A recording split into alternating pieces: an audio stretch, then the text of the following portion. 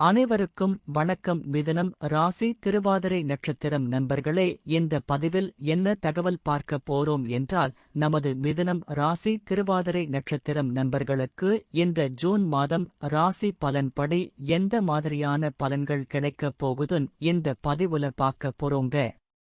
நீங்கள் நமது சேனலுக்கு இதுதான் முதல் தடவை வந்து இருக்கீர்கள் என்றால் நமது சேனலை மறக்காம சப்ஸ்கிரைப் பண்ணிக்கோங்க மற்றும் பக்கத்துல இருக்கிற பெல் பட்டன் பிரஸ் பண்ணிக்கோங்க.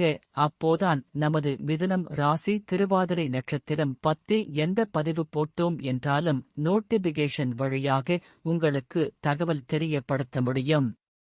மிதுனம் ராசி கால புருஷ தத்துவப்படி மூன்றாவது ராசி ஆகும் மற்றும் உபய ராசிகளில் ஒரு ராசி மிதுனம் ராசி மற்றும் காற்று தத்துவ ராசி நமது மிதுனம் ராசி. மேலும் மிதுனம் ராசியுடன் 3 நட்சத்திரங்கள் கொண்ட 9 பாதத்து நண்பர்கள் உள் அடங்குவீர்கள். மிதுனம் ராசி திருவாதிரை நட்சத்திரம் அதிபதி ராகு பகவான் என்பதால் நமது மிதுனம் ராசி திருவாதிரை நட்சத்திரம் நண்பர்கள் வேண்டி வணங்க வேண்டிய கடவுள் விஷ்ணு பெருமான் மற்றும் லட்சுமி தேவி தாயார். உங்களால் முடியும் என்றால் ஒவ்வொரு வார சனிக்கிழமை உங்கள் வீட்டின் அருகில் இருக்கின்ற விஷ்ணு பெருமான் மற்றும் லட்சுமி தேவி தாயார் கோவிலுக்கு சென்று கடவுள் வழிபாடு செய்துவிட்டு வாருங்கள். அப்படி செய்தால் உங்களுக்கு வரவிருக்கும் பிரச்சனைகளில் இருந்து உங்களை நீங்கள் காப்பாற்றிக் கொள்ள முடியும். ராகு பகவான் உங்கள் 10ஆம் வீடான தொழில் மற்றும் கர்மஸ்தானத்தில் இருக்கிறார். பொதுவாக உபஜயஸ்தானங்களான 3, 6, 10 மற்றும் 11 ஆகிய ஸ்தானங்களில் சர்ப்ப கிரகங்களோ அல்லது பாவ கிரகங்களோ அமர்ந்தால் நமக்கு நிறைய நல்ல பலன்கள் கிடைக்கும் என்பது ஐதீகம். நீங்கள் தற்பொழுது ஒரு நல்ல உத்தியோகம் தேடிக்கொண்டு இருக்கீர்கள் என்றால் உங்களுக்கு தகுந்த மாதிரி நல்ல உத்தியோகம் கிடைக்கும். ஒரு சில நண்பர்கள் கான்ட்ராக்ட் பொசிஷனில் இருக்கிறீர்கள் என்றால் உங்கள் வேலை நிரந்தரம் ஆகும். ஒரு சில நண்பர்கள் நீண்ட காலமாக புதிதாக ஒரு நல்ல தொழில் ஆரம்பிக்க வேண்டும் என்று நினைத்துக் கொண்டு இருக்கிறீர்கள். நீங்கள் நினைத்தபடி நல்ல சுய தொழில் ஆரம்பிக்க இது தக்க சமயமாக உங்களுக்கு இருக்கும். மேலும் ஒரு சில நண்பர்கள் நீண்ட காலமாக அயல் நாடு சம்பந்தப்பட்ட உத்தியோகத்திற்காக முயற்சி செய்து கொண்டு இருக்கீர்கள். நீங்கள் எதிர்பார்த்த மாதிரி உங்களுக்கு ஒரு நல்ல அயல் நாட்டு உத்தியோகம் உங்களுக்கு சாத்தியமாக கிடைக்கும். தொழில் செய்யக்கூடிய நண்பர்களுக்கு உங்களது வியாபாரம் வளர்ச்சியடையும். சனி உங்களுக்கு 9ஆம் இடத்தில் இருக்கிறார். இதனால் ஒரு சில நண்பர்களின் தந்தைக்கு உடல்நிலை சம்பந்த பிரச்சனைகள் ஏற்பட வாய்ப்புகள் உள்ளது. அதனால உங்கள் தந்தை உடல் நலத்தில் அக்கறை கொள்வது நல்லது. 9வது பாவத்தில் சனி கிரகம் அமர்ந்து இருப்பதால் கடற்பயணத்தால் ஆபத்தை அடைய வாய்ப்பு உண்டு. நீங்கள் கோவில் திருப்பணிகளில் ஈடுபடுவீர். சோதிட சாஸ்திரத்தில் விருப்பம் உள்ளவராக இருப்பீர்கள். 9ஆம் பாவம் யோகபாவம் என்றாலும் இந்த பாவத்தில் பாவ கிரகங்கள் தீய கிரகங்கள் இருப்பது நல்லதல்ல. உங்கள் தந்தை வழி சொத்து கிடைப்பதில் சற்று கால தாமதம் ஆகும். மேலும் ஒரு சில நண்பர்களுக்கு உங்களுக்கு உங்கள் தந்தைக்கும் சிறிது அளவில் கருத்து வேறுபாடுகள் ஏற்பட வாய்ப்புகள் உள்ளது. அதனால் நீங்கள் அமைதியா பொறுத்து செல்வது நல்லது. கேது உங்களது 4ஆம் வீட்டில் அமர்ந்து உள்ளார். இதனால் ஒரு சில நண்பர்களின் தாய்மார்கள் உடல் நலத்தில் பிரச்சனைகள் ஏற்பட வாய்ப்பு உள்ளது. உங்களது தாய்மார்களுக்கு சிறிது அளவு உடல் சம்பந்தப்பட்ட பிரச்சனைகள் ஏற்பட்டாலும் உடனடியாக உங்களுக்கு தெரிந்த மருத்துவரிடம் அழைத்து சென்று அவர்களின் உடல்நிலை சரி செய்து கொள்வது நல்லது.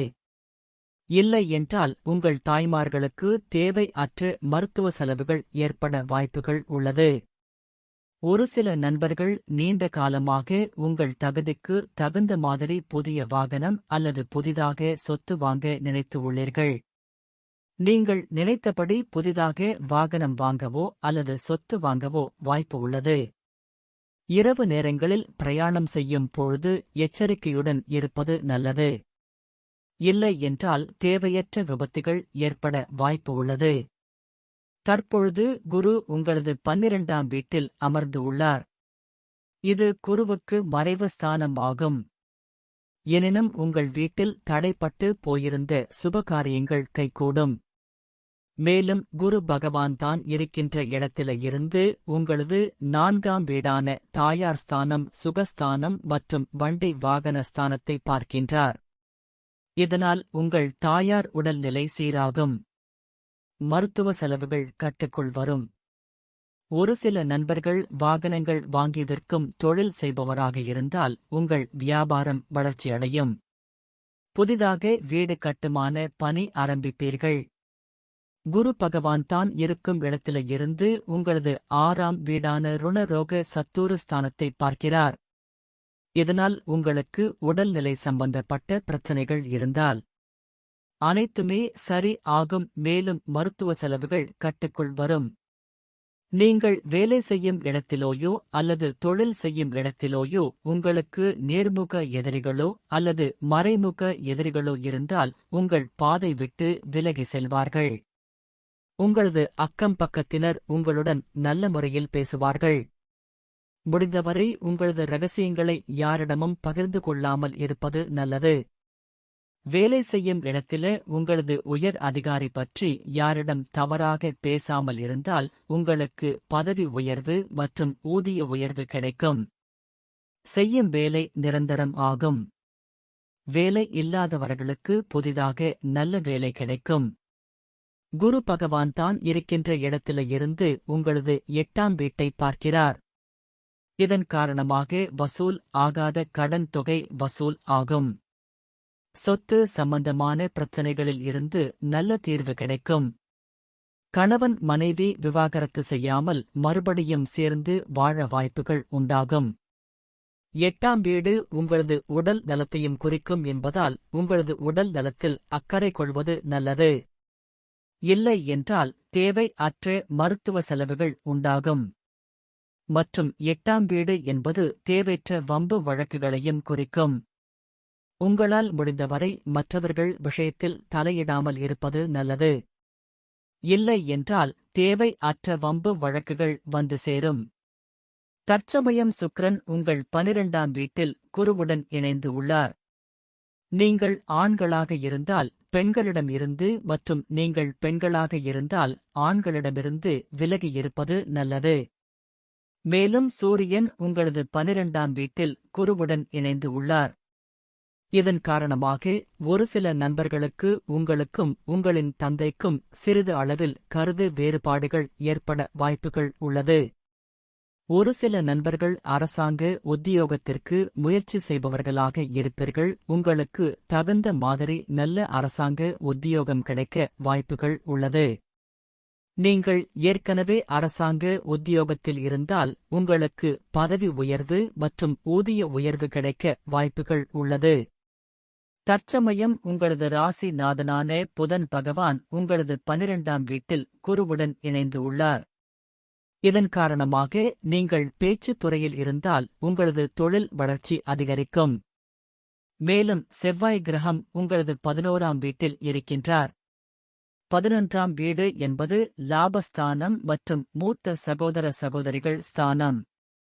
இதன் காரணமாக உங்களுக்கு உங்களது மூத்த சகோதர சகோதரிகளுக்கு சொத்து சம்பந்தமான பிரச்சனைகளில் நல்ல தீர்வு கிடைக்கும். மேலும் நாம் கூறிய கோச்சார ரீதியான பொது பலன்கள் உங்களுக்கு பிடித்து இருந்தால் நமது சேனலை மறக்காம சப்ஸ்கிரைப் பண்ணிக்கோங்க. இந்த பதிவை பார்த்தமைக்கு மிக்க நன்றி. வணக்கம்.